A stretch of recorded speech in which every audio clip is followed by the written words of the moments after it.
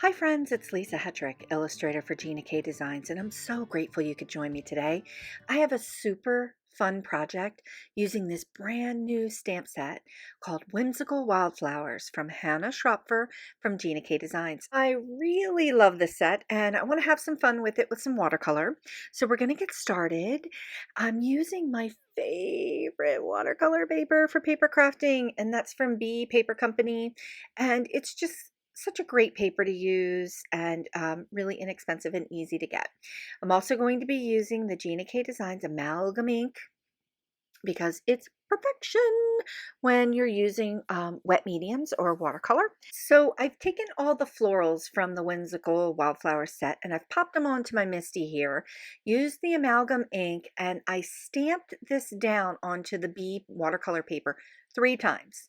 It takes 3 times to get a really nice, deep, rich, dark impression with the amalgam ink. And that's because the watercolor paper has so much texture. For this project, I'm going to be using my Mission Tube watercolor, and I have them in this really big honkin' palette. And you can see that some of my favorite colors here are the pinks and the purples, and we're going to be using a mixture of them in this project. So I've got a tiny little water brush here from Pentel that I am digging. Mainly because it's tiny and it's cute. So I'm going to go ahead and mix up a little bit of the oranges and the yellows that I have here. So along the way during this tutorial, I am going to show the colors on the paper that I'm actually using. And this is a great way to work on your watercolor projects. When you mix up a color, kind of put it down on your watercolor paper so you can get a sense of what you're working with. And you can also kind of use your watercolor as a palette. You can dip your brush into it and get a little bit of color as you're moving along. So I rambled there a little bit, but okay. So I started with the big flower here, and what I'm doing first with all of the flowers is I'm doing underpainting. Underpainting is when you get a light wash of color on your stamped image or the image that you're drawing, and you're going to let that dry in between. So what we're going to do today is we're going to build up our watercolor and build up the layers, and that transparency of color is going to shine through, and you're going to get a nice look and feel of all of the different tones that we're going to get in the colors because we're building them up, working light to dark. So I'm going to be moving around and working on different elements along the way. So I've moved on to the flowers in the stamp set. And what I'm really digging about this illustrated stamp set from Hannah is that she's got quite a few lines, and her line work within her images really can help guide you when you're doing your watercoloring or you're coloring with any medium.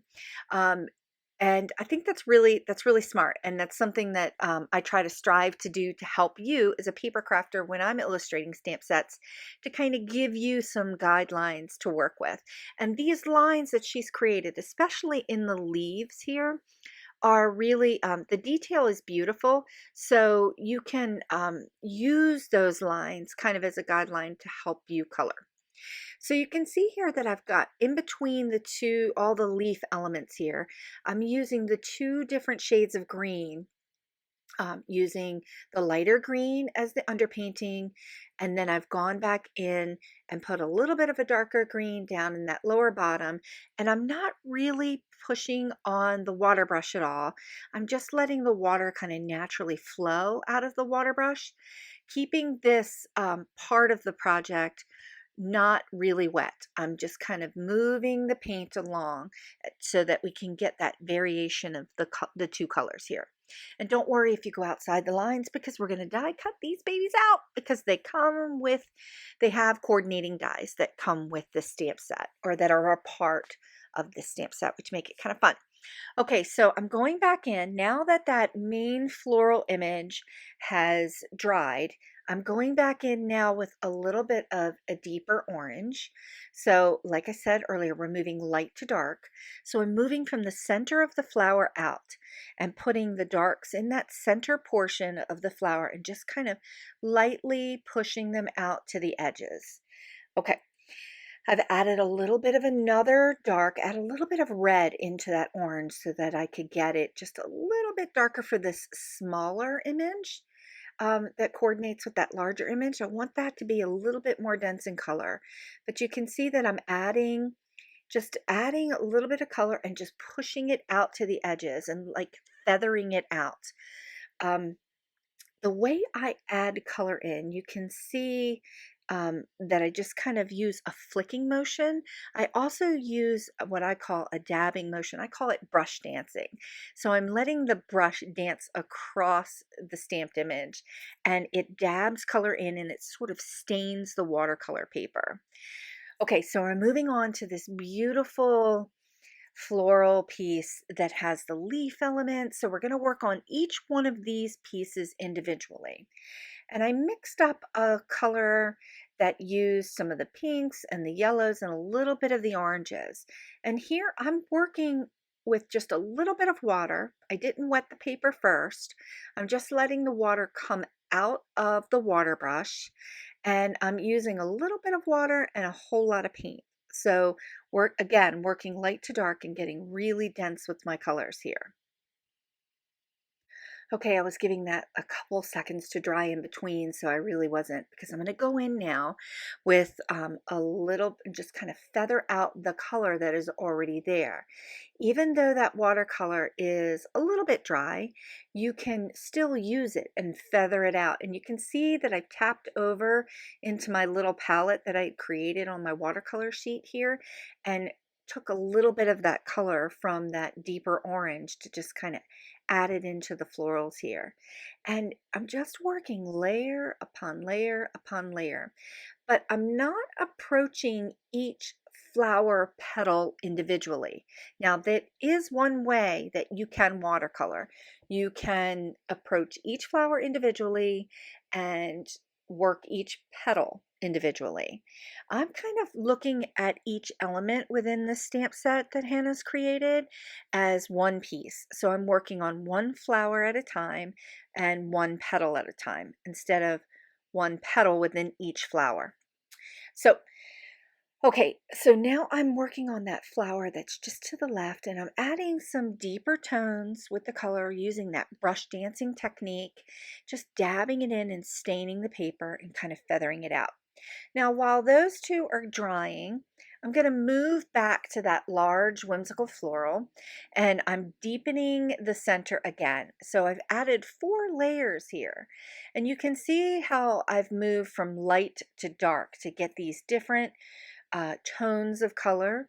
And because these watercolors are very transparent, you can see the other colors coming through and it's just gives you that extra look and feel of texture and dimension.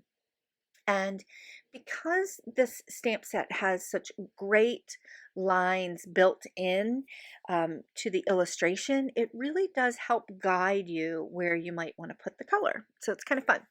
Okay, so back to this larger floral spray, which I love. I'm going to go ahead in and add some greens and use the same greens that I used for the pieces that we had colored before, that I'd colored before. So I'm adding a little bit from the bottom of the leaf out to the edge. And you can see I add a little bit at the bottom and then just kind of feather it out to the edge so you get a little bit of that variegation of color between lights and darks. So you've got that same color of green and it's dark, and then as you're feathering it out to the edge, you're able to add a little bit more water and it gets a little bit lighter in color, but it looks like you've got 2 colors going. That's the beautiful thing about watercolor. You can water things down and you can, or you can use it at full strength without a lot of water and you can get lots of different tones in your colors. And it's just so fun. Okay, so here's this image that's kind of like a rosebud, but I'm going to treat it like it's a sunflower bud. And using some of the yellows and some of the oranges to kind of create a little bit of a darker tones here that this little floral piece is about ready to open up. So, and it's going to be a really nice accent piece when we die cut all of the pieces and put them together. Okay, so I'm going back in here with the greens again, and adding a little bit of blue into the green to get a little bit of shadow color in that bottom portion of the leaves. And it just, again, adds a little bit more texture and dimension. So I'm tapping my brush into that little bit of yellow I have over here. And this is something I do a lot in my watercolor paintings as well. I use yellow to pop my color in the end. So I've just brush danced a little bit of yellow on there to get a little bit of extra pop in the florals. Okay, so I've gone in and used the coordinating dies and cut out all of the pieces. And you can see all of the layers of watercolor after they have dried and all of that dimension and texture, and using the lines that are already in the stamped images. How gorgeous and really beautiful fall tones I've got going here. Okay, so now it's time to kind of put this card together, and I wanted to use the jar from my Hello Beautiful stamp set and just kind of position all these florals in kind of a fall setting, and create a floral fall card. So I've got some Gina K Designs paper here, paper stock, and I'm cracking open that amalgam ink and the jar from the Hello Beautiful stamp set that I designed for Gina K Designs. And I'm just going to pop this down into the center of this piece of Gina K Designs white cardstock, which I love, super smooth. And I've got wild dandelion, which I'm a little bit obsessed with right now with from Gina K. And because the paper is thin, I want to do some watercoloring, but I don't want to get this super, super wet. So I'm using the wild dandelion dye ink, and I'm just kind of layering it in here from the right side of the jar over to the left, just to create a little added color and just a little bit of texture. But you can't really get this part of the paper super wet because this is cardstock and not watercolor paper. But it works really well if you just kind of keep it limited water, and you can see it's a little bit wet, but that's okay. Alrighty, now it's time to put the flowers on, and I'm just going to use my Connect glue from Gina K and just pop these florals on and layer them over top of each other to kind of create this super fun fall card. And I am so loving the colors from the watercoloring. There's lots of texture, lots of dimension, and I want a little bit of those leaves to kind of just hang off the edge a little bit on the final card. So it's going to be kind of fun. So I'm going to pop the main floral spray up on the card. And this is just kind of low dimensional foam tape, so it's really not going to add a lot of height to the card. I like to add dimension to cards without a lot of height, just in case I want to mail this piece.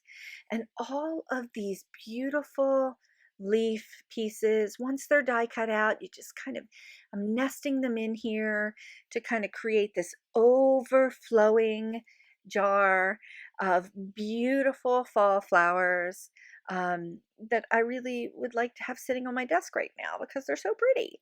Okay, so I am going to go ahead and just kind of nest all these pieces in and play around with this look and feel. And I love that little tiny sunflower bud. We're just going to nest that at the top because that's getting ready to explode open with beautiful fall color. And take these last two little leaf pieces and just kind of nest them in to complete the whole composition of this card. And I'm kind of negotiating with myself a little bit on where I want to put this baby. But I just kind of, that's a beautiful thing about the Connect glue, that you do have a little bit of time to kind of move it around a little bit. So I finally just kind of landed on putting those leaves just above that really large floral piece, and I'm really digging the way this looks. I am going to move on. I'm going to assemble the whole card, or just kind of lay this on, and you can see how those leaves just kind of come off the edge just a little bit, just adding a little bit of extra texture and dimension. So I'm going to pop the sentiment in, and I'm using the Hello sentiment from my Hello Beautiful stamp set, but there's also a beautiful, beautiful sentiment set from Hannah Schroepfer that's just come out called Thankful and Blessed, and I would encourage you to use that in the jar as well because it's So many sentiments that fit in there perfectly. I am using a little bit of Nuvo drops, just popping them into the centers of the flowers just to add a little bit more texture.